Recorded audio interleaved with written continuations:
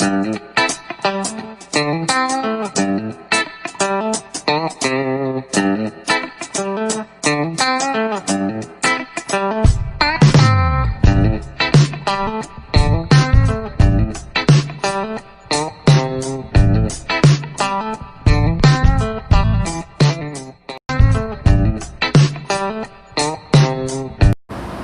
दोस्तों, आज वादे के मुताबिक हेल्थ रिलेटेड एक ऐसा छोटा सा टॉपिक आपके सामने लेकर आया हूं जो कि आप सबको समझ में आ सके और बहुत सारी फिजियोस और पेशेंट्स के लिए काम का साबित हो सके। आज का हमारा टॉपिक है कार्पल टनल सिंड्रोम। सबसे पहला प्रश्न जो हमारे मन में आता है वो है कि कैसे पता चले कि हमें कार्पल टनल सिंड्रोम यानी कि CTS है। इसका सिंपल सा जवाब है कि अगर आपके हाथ यानी कि हथेली और उंगलियों के भाग में लंबे समय से झुंझुनाहट या सूनापन महसूस हो रहा है तो आपको CTS हो सकता है।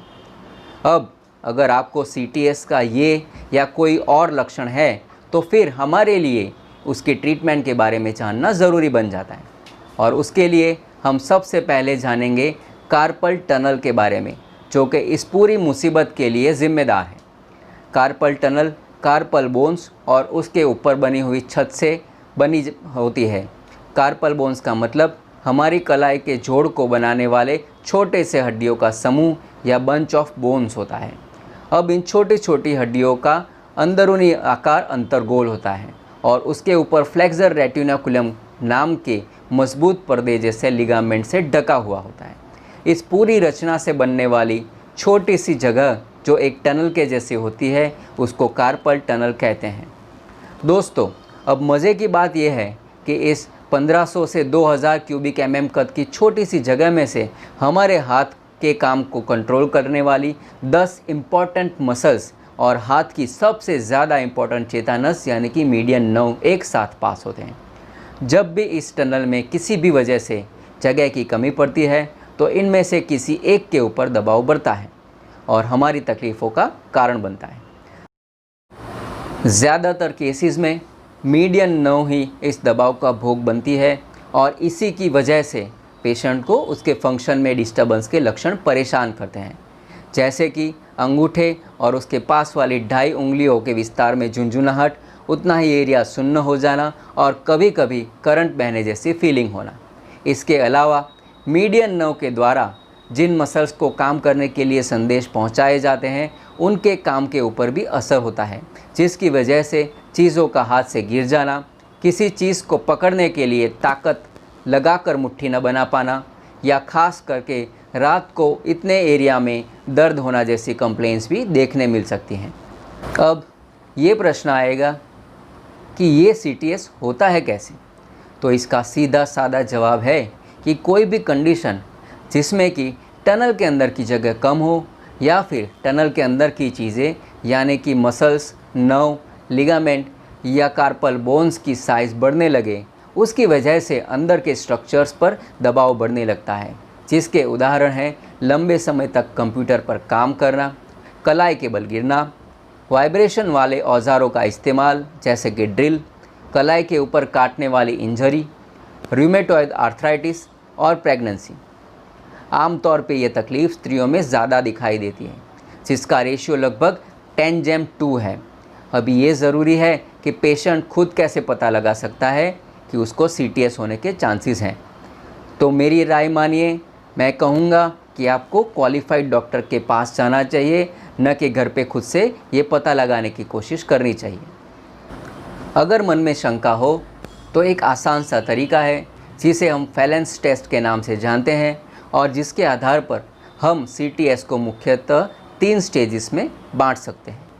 अभी जैसे मैं अपने हाथों को इस पोजीशन में रख रहा हूँ, बिल्कुल वैसे ही आपको अपने हाथों को रखना है और देखना है कि आपको कलाई से नीचे के हाथ के एरिया में झुंझुनाहट या एरिया सुन्न हो जाना या फिर झुंझुनाहट या सुनापन बढ़ जाना, ऐसी कोई कंप्लेन हो तो उसका टाइम नोट करना है।